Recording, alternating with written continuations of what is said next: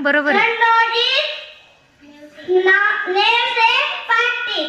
आईचे नाव लक्ष्मीबाई असे होते. पतीचे नाव ज्योतिबा फुले तसे होते. छान छान. फुले भारताच्या पहिल्या महिला शिक्षिका होत्या. छान छान छान. सावित्रीबाई फुले समाजा